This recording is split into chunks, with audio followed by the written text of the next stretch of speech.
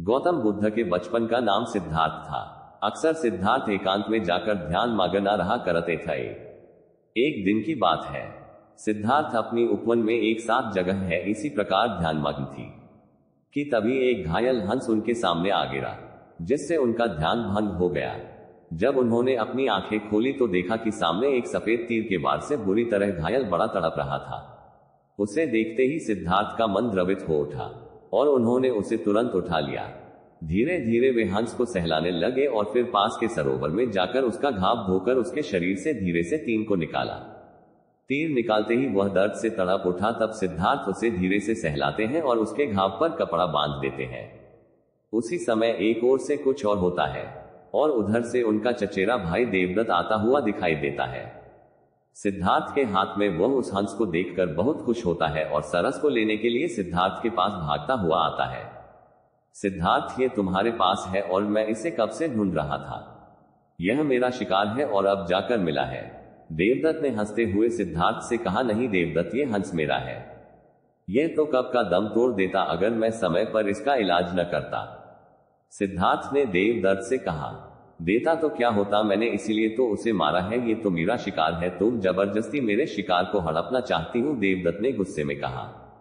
इस तरह दोनों भाइयों में उसके लिए वाद विवाद होने लगा और धीरे धीरे बात बढ़ती गई। तब दोनों ने मिलकर फैसला किया कि यह हंस किसका है। इस बात का निर्णय महाराज शुद्धोधन के पास जाकर ही होगा। और दोनों भाई राज दरबार में गए। वहां उन दोनों ने अपना अपना तर्क महाराज के सामने रखा। दोनों की बातों को ध्यान से सुनने के बाद महाराज शुद्धोधन विचार करके बोले, क्योंकि यह हंस देवदत्त का शिकार है इसलिए इस पर पहला अधिकार देखा जाए तो देवदत्त का है। परंतु सिद्धार्थ ने भी इस हंस की जान बचाई है, इसलिए उन दोनों के ही अधिकारों को नकारा नहीं जा सकता। राजा शुद्धोधन थोड़ी सोच में पड़ गए। तभी उनका एक मंत्री उठकर आता है और राजा के कान में कुछ बात कहता है। बात सुनने के बाद राजा शुद्धोधन ने हंस को सभा में लाने का आदेश दिया। सिद्धार्थ और देवदत्त को कुछ दूरी पर खड़ा किया गया और उन दोनों के बीचों बीच उस हंस को लाकर रख दिया गया। हंस ने देवदत्त की तरफ देखा तो थोड़ा सहम सा गया, फिर उसने अपनी गर्दन नीचे झुका और धीरे धीरे चलता हुआ सिद्धार्थ के पास जा पहुंचा। सिद्धार्थ के पास पहुंचकर उसने अपनी चोंच सिद्धार्थ के पैरों पर रख दी और फिर वहीं उसके पैरों के पास बैठ गया। यह देखकर सारी सभा दंग रह गई। इसके बाद राजा शुद्धोधन ने अपना निर्णय सुनाते हुए कहा, मारने वाले से बचाने वाला बड़ा होता है। इसने अपने असली मालिक को खुद चुना है, इसलिए यह हंस सिद्धार्थ का हुआ। महाराज उद्बोधन का निर्णय सुनकर सिद्धार्थ की आंखों में चमक आ गई और वे उस हंस के शरीर पर धीरे से अपना हाथ सहलाने लगे।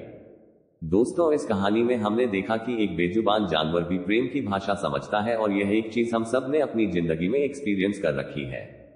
एक किसान के लिए उसकी बहन उसके प्रेम को महसूस कर सकते हैं। हमारे पालतू कुत्ते बिल्ली भी हमारी आत्मिक प्रेम भावनाओं को समझते हैं, क्योंकि प्रेम एक एहसास है जिसे समझने के लिए किसी भाषा की जरूरत नहीं है, बल्कि सेतु महसूस किया जा सकता है, जो कि हर एक जीवित प्राणी कर सकता है। इसलिए दोस्तों, हमें भी इन बेजुबान जानवरों के प्रति एक प्रेमपूर्ण जरिए रखना चाहिए। इनके प्रति हिंसक नहीं बनना चाहिए।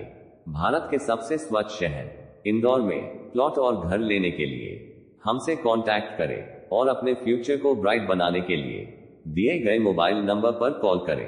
अधिक सोचिए मत, कॉल करिए जल्दी और ऑनलाइन ही अपना प्लॉट बुक कीजिए। और चैनल पर नए हो तो सब्सक्राइब जरूर करें। धन्यवाद।